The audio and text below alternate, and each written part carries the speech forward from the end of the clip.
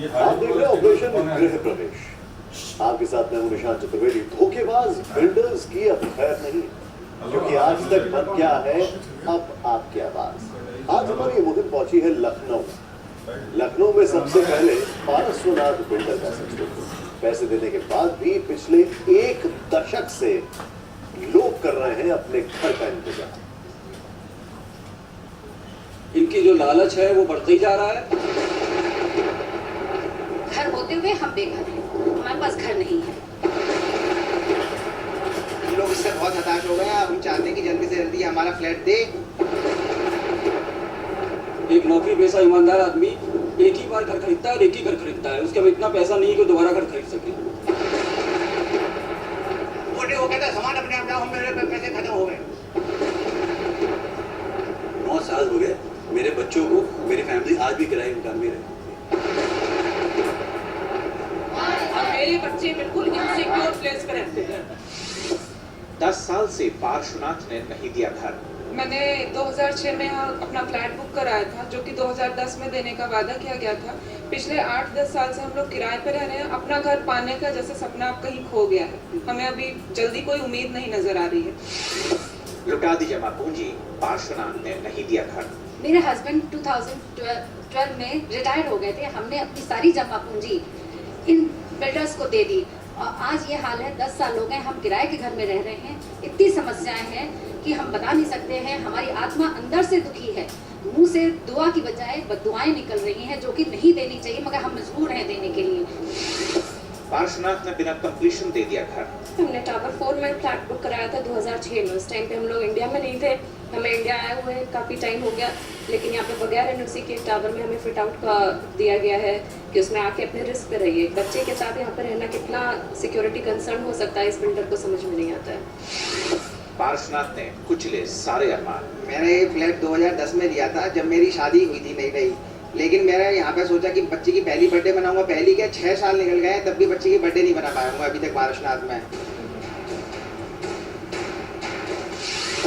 पार्श्वनाथ ने 10 साल में नहीं दिया पोजीशन। ग्राहकों से की वादा खिलाफी। पूरा पैसा लेकर भी पार्श्वनाथ ने नहीं दिया पोजीशन। आधे अधूरे घरों में रहने को मजबूर लोग।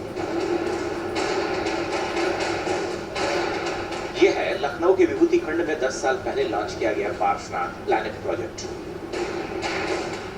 बड़े अरमानों के साथ पार्श्वनाथ प्लैनेट की लोकेशन और पार्श्वनाथ के दावों पर भरोसा करके लोगों ने अपनी तमाम जमा पूंजी इस आस के साथ कंपनी के हवाले कर दी थी कि अब उनका आशियाने का ख्वाब जल्द पूरा हो जाएगा। इस भरोसे को तोड़ने में पार्श्वनाथ ने ज्यादा वक्त नहीं लगाया।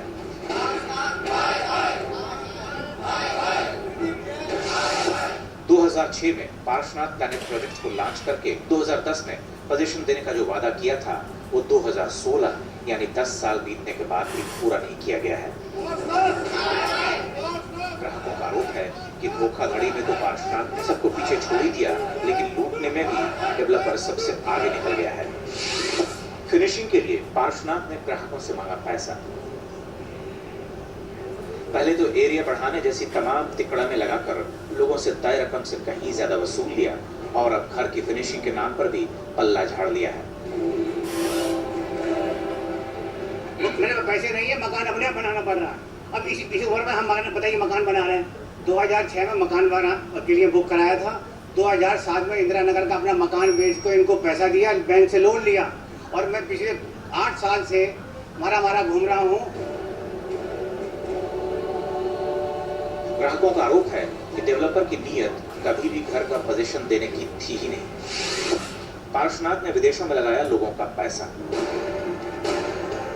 यहाँ पर प्रोजेक्ट्स बेचकर पैसा विदेशों में पहुंचा दिया गया और लोगों के साथ पार्श्वनाथ ने धोखा किया। बिल्डर कोई वजह नहीं बताता है।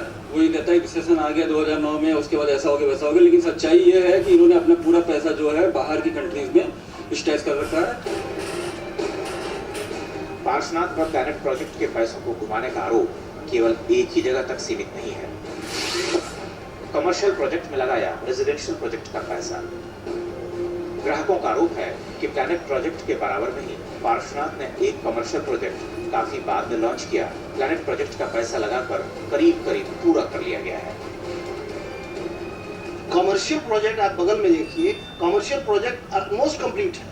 वहां से इस पैसे को सिफॉन करके अलग लैंड बैंक बनाया गया, कमर्शियल प्रोडक्ट यहाँ बना करके उसको मनमाने कीमत पर दे रहा है। उसके अलावा तमाम इंक्रोचमेंट हमारे इस रेजिडेंशियल एरिया को इंक्रोच करता जा रहा है।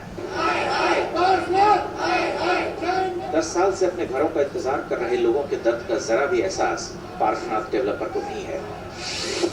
पार्श्वनाथ के धोखे ने मुश्किल किया घर चलाना। घर चलाना मुश्किल हो गया है और बच्चों का ख्याल रखना एक चुनौती है। मेरे हस्बैंड की डेथ जो है 2002 में हो गया और मेरे 2 छोटे बच्चे हैं। मैंने 2006 में ये सोच के फ्लैट लिया था कि मैं जब ऑफिस जाऊंगी मेरे 2 बच्चे सिक्योर प्लेस पे रहेंगे, खेलने कूदने का इंतजाम रहेगा। मैंने अपने सारा पैसा लगा दिया, मैंने काफ़ी लोन लिया हुआ है और मैं इस वक्त लोन भी पे कर रही हूँ और मैं अभी जो है किराए के मकान में रहती हूँ।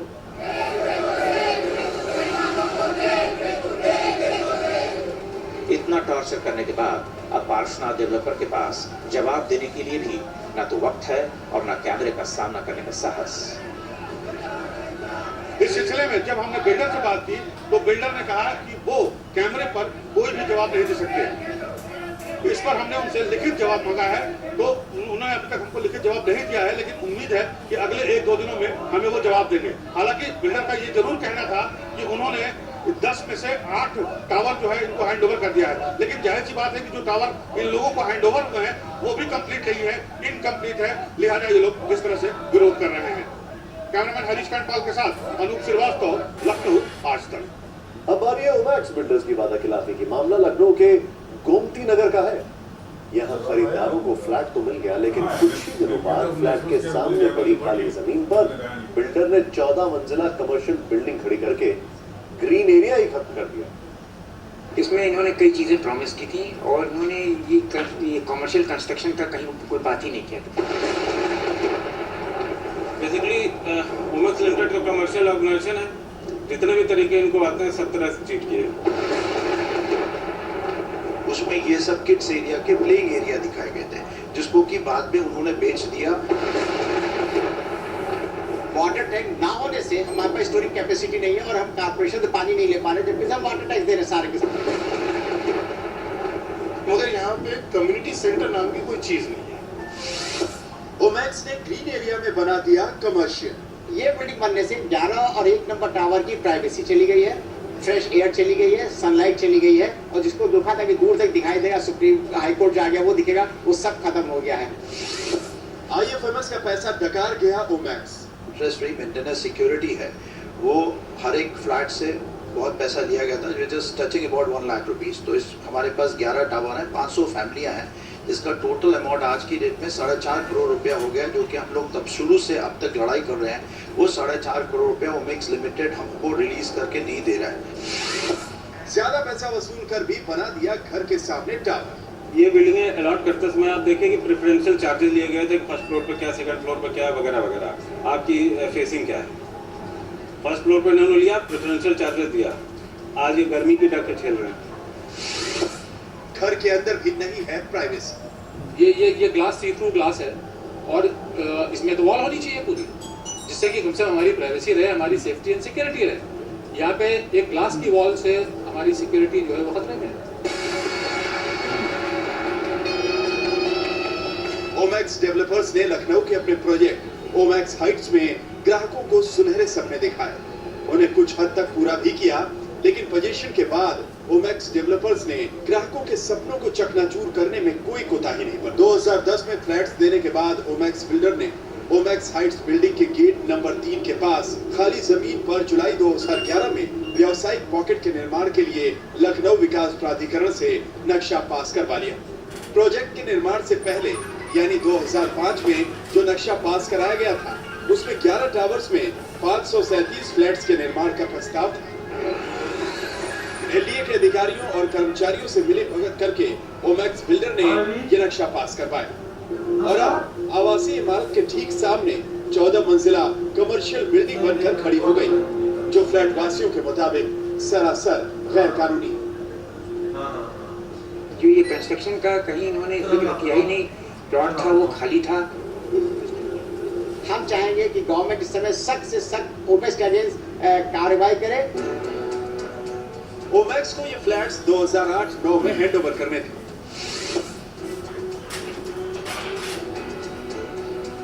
प्रोजेक्ट में देरी हुई, जिसकी वजह से ग्राहकों के फ्लैट्स की रजिस्ट्री 2010-11 में करवाई गई। इनमें से कई ग्राहकों को ओमैक्स बिल्डर ने एग्रीमेंट के मुताबिक अभी तक लेट पेमेंट नहीं किया। बेचने में इन्होंने करीब 1.5-2 साल जो है वो डिले किया है, जिसमें कुछ लोगों को पैसे दिए गए हैं। पूरे पैसे नहीं दिए गए, पैसे दिए गए हैं डिले के कुछ। हाँ, और मतलब पूरे नहीं दिए गए हैं, कुछ ही दिए गए हैं जो इनको कन्वीनियंट रहा हो। बिल्डर ने फ्लैट वासियों से मेंटेनेंस चार्ज के नाम पर वसूली गई रकम, जो कि लगभग 4.5 करोड़ है, उसे भी इनको अभी तक तमाम पत्राचार के बावजूद वापस नहीं किया और लोग सोसाइटी का मेंटेनेंस तक नहीं करवा पा रहे। ओमेक्स ने अपार्टमेंट के फ्रंट पर पड़ी खाली जमीन, जहां पर वाटर टैंक था और बच्चों के खेलने की जगह थी, उसे बेच दिया और वहां पर एक 14 मंजिला कमर्शियल बिल्डिंग खड़ी हो गई। बिल्डर की इस धोखेबाजी में बिल्डर के साथ साथ लखनऊ डेवलपमेंट अथॉरिटी के अधिकारी और कर्मचारी भी शामिल थे, जिसकी वजह से ओमेक्स हाइट्स के लोगों को आज दर दर भटकना पड़ रहा है। कैमरामैन हरीश कांडपाल के साथ अनुप श्रीवास्तव, लखनऊ, आज तक। ब्रेक के बाद आपको दिखाएंगे अंसल एपीआई का गड़बड़ खाना।